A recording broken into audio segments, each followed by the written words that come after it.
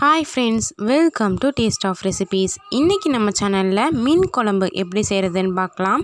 அதுவும் நாம கிராமத்துலலாம் எந்த மாதிரி வைக்கறாங்களோ அதே மாதிரி நாம செய்ய போறோம். ஃபர்ஸ்ட் ஒரு பவுல்ல நான் 4 டீஸ்பூன் அளவுக்கு குழம்பு தூள் வச்சிருக்கேன். அது கூடவே 2 டீஸ்பூன் மிளகாய் தூள், 1/2 டீஸ்பூன் மஞ்சள் தூள் எடுத்துருக்கேன். குழம்பு பொடியில நாம என்னென்ன சேர்க்கணும்னா 1 கிலோ மல்லி எடுத்தீங்கன்னா 100 கிராம் மிளகு, 100 கிராம் ஜீரகம் எடுத்துக்கோங்க. அது கூடவே 50 கிராம் அரிசி, 50 கிராம் கடலைப்பருப்பு சேர்த்து லைட்டா ட்ரை ரோஸ்ட் பண்ணிட்டு நம்ம அதை மிக்ஸி ஜார்ல சேர்த்து பவுடர் பண்ணிக்கலாம். அவ்வளோதான் இதுக்கான மெத்தட். இப்போ நான் ஒரு லெமன் சைஸ் புளி எடுத்திருக்கேன். அதை நாம கரைச்சி எடுத்துக்கலாம்.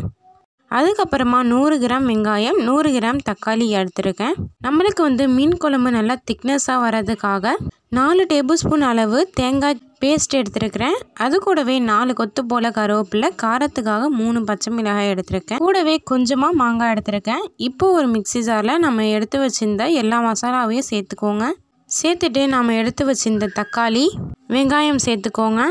சேர்த்துட்டு மீன் குழம்பு எந்த கவுச்சி ஸ்மெல்லும் வராமல் இருக்கிறதுக்காக கொஞ்சமாக கருவேப்பிலை சேர்த்துக்கோங்க. சேர்த்துட்டு இதை நம்ம நல்லா பேஸ்ட்டாக அரைச்சி எடுத்து வந்துடலாம். இந்த மாதிரி இப்போ நான் 1/2 கிலோ மீன் துண்டுகளை க்ளீன் பண்ணி இந்த மாதிரி கட் பண்ணி வச்சுருக்கிறேன். இந்த மாதிரி நீங்களும் கட் பண்ணி எடுத்துக்கோங்க. இப்போ ஒரு கடாய் நல்லா ஹீட் ஆனதும் இதில் நாம் 2 டேபிள் ஸ்பூன் அளவு எண்ணெய் சேர்த்துக்கோங்க. இப்போ நம்மளுக்கு எண்ணெய் நல்லா ஹீட் ஆனதும் 1 டேபிள் ஸ்பூன் அளவுக்கு வெந்தயம் சேர்த்து இதை நம்ம நல்லா வெடிக்க விட்டுடலாம். கூடவே கருவேப்பிலை, நம்ம எடுத்து வச்சிருந்த பச்சை மிளகாயை சேர்த்து நம்ம நல்லா ஃப்ரை பண்ணி எடுத்துக்கலாம்.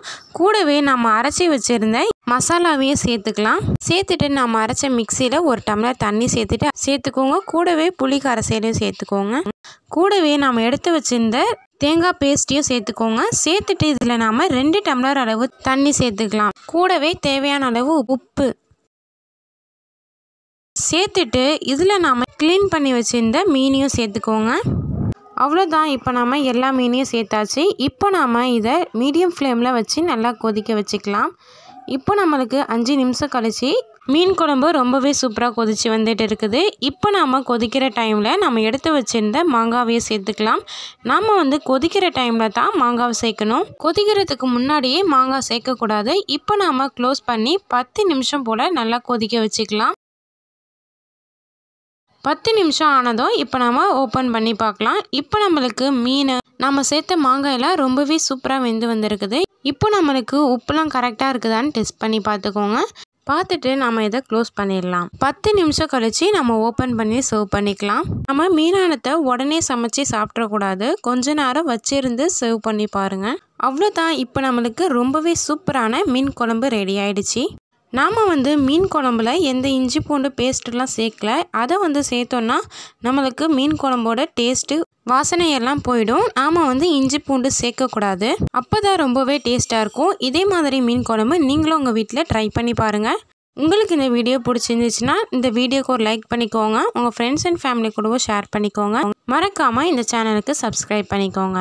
தேங்க்யூ.